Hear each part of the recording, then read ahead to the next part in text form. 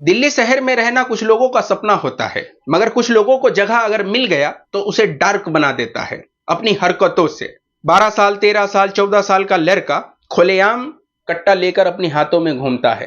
Police के failure की वजह से, लॉ एंड ऑर्डर न रहने की वजह से, जुआ, शराब, गाठ, ये सब आम बात है। नशा का जितना भी चीज है भवाना जेजे कॉलोनी में आम बात है। अभी अभी जो मर्डर हुआ है, जो मैं स्क्रीन पर दिखा रहा हूं आपको, इसका नाम नियाज है। जो 2 लोग घायल है उनका नाम निहाल तौकीर है। 2 लोग घायल है और एक आदमी का मर्डर हो चुका है। यह मर्डर जेजे कॉलोनी के अंदर आम बात है। 12 साल, 13 साल का लड़का को आपसे बात करने में थोड़ा मिसअंडरस्टैंडिंग हो गई, वो सीधा चाकू निकाल लेगा और कहेगा बहन के, इस तरीके के अल्फाज के साथ आपको सीधा सीधा घुसेड़ देने का बात करेगा। जब आप उससे पूछिए कि तुझे डर नहीं लगता, तो वो कहेगा कि डर किस बात का, जाना है और फिर आना ही तो है। बजब्ते इंस्टा का पेज बनाकर उस पर तस्वीरें डालता है कट्टा के साथ। मगर जेजे कॉलोनी का लॉ एंड ऑर्डर बिल्कुल भ्रष्ट है।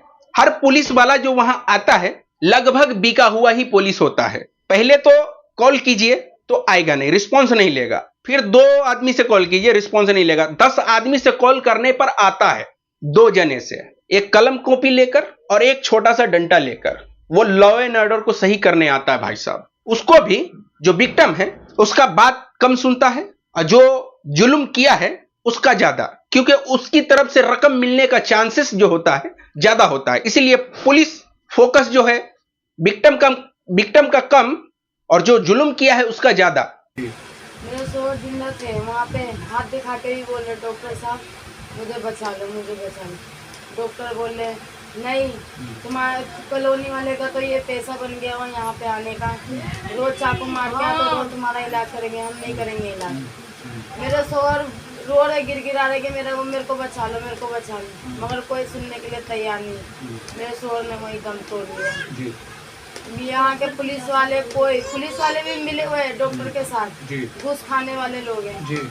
मेरे शोहर को बस अन्याय चाहिए, मुझे और कुछ नहीं चाहिए। मेरे 3 बच्चे, मैं कहाँ जाऊंगी उनको लेके? मेरे पास घर द्वार नहीं है रहने का, मैं कहाँ रहूंगी, किसके पास रहूंगी?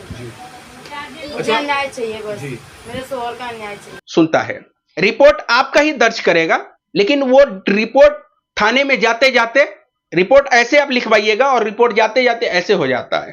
केजरीवाल की जब सरकार था ये फिर भी खराब था। मैं उस जगह पे रह के आया हूं, इसीलिए जो कुछ मैं कह रहा हूं उसमें पूरा सच्चाई है। गली गली में नशा का पदार्थ बिकता है, जैसे कि इसमें गाठ, गांजा, भांग, जितने भी नशे की चीज होती है आपको जेजे कॉलोनी के अंदर मिल जाएगा।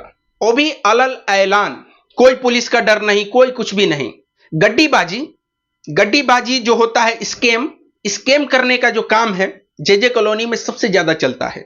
एक मोटा गड्डी बना लेता है अखबार का, उसके ऊपर पैसा 500 का नोट लगाकर और सिटी में, न्यू दिल्ली या कोई भी स्टेशन पे जाकर इस गड्डी के साथ लोगों के साथ स्कैन करता है और इसी पैसे को लाकर इस कॉलोनी के अंदर गंद मचाता है। किसी को भी कभी भी मार देने का हर आदमी का दावा है, हर आदमी वहां भाई है। ओ मेरे भाइयों, बहन के लंडो, ये भाई है अपना, तुम्हारी बहन की चूत, इससे गलत तुम इससे गलत, लंदे में बैठे तुम चिल मारो। ओके भाई। हर आदमी, छोटा से लेके छोटा और बड़ा से लेके बड़ा, किसी से आप कहिए कि ये काम आप क्यों करते हैं तो वो आपको उल्टा जवाब देगा। थोड़ा सा आपको मिसअंडरस्टैंडिंग हो गई बात में, वो थप्पड़ मारने का धमकी नहीं देगा आपको, सीधा कहेगा बहन के घुसेरने का। इस तरीके के अल्फाज के साथ आप सोचते रहिएगा कि ये बच्चा क्या करेगा, लेकिन वो बच्चा आप सोचते रहिएगा जब तक आपको वो चाकू मार देगा। इतना खतरनाक वो जगह को बना दिया है, लेकिन पुलिस जब आता है तो पैसा में बिक जाता है। तो ऐसा एक केस नहीं है, हजारों केस है जो पैसा के दम पर, और भी चंद पैसा, लाख रुपया, कॉलोनी में आप रहते हैं ना तो 1 लाख रुपया आपकी जिंदगी का कीमत है। इतना लॉ एंड ऑर्डर फेलियर है वहां। दिल्ली के सीएम रेखा गुप्ता से मैं अपील करूंगा कि ये जो जगह मैं बता रहा हूं भवाना जे कॉलोनी, इस पर आप संज्ञान लीजिए। मैं इसीलिए आपको ये वीडियो टेक कर रहा हूं कि क्राइम के दुनिया का, दिल्ली के क्राइम के दुनिया में ये जे कॉलोनी अपर लेवल पर आता है, नशा के मामला में भी और क्राइम के मामला में भी। हर बच्चा ये सोचकर सामने वाले को मार देता है कि 1 ही साल तो जाना है, फिर तो आ ही जाएंगे। 1 साल समझ लीजिए, 1 साल क्या है, 1 साल के अंदर जाना और आना है, इसी उम्मीद पर कि केस तो बड़ा बनेगा नहीं। नाबालिग बोलकर ये हरकतों को और ये जुल्म को जो है अंजाम देता है कि जाना है और 1 साल में छूट कर तो चले ही आएंगे, नाबालिग का केस तो बनेगा नहीं। मैं सरकार से यह भी अपील करूंगा कि मर्डर करने वाला बड़ा हो या छोटा, उसको ताउम्र का सजा होना चाहिए, क्योंकि जिंदगी का कीमत 1 लाख रुपया तो हरगिज नहीं है।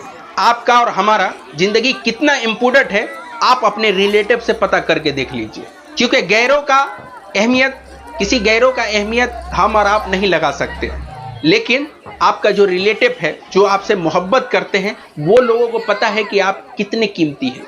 इसीलिए मैं सरकार से अपील करूंगा कि आप फौरी तौर पे इस जगह पे संज्ञान लीजिए और आए दिन जो मर्डर हो रहा है और जो पुलिस का नाकामी है उस जगह पर, उसको भी आप ध्यान में रखकर संज्ञान लीजिए।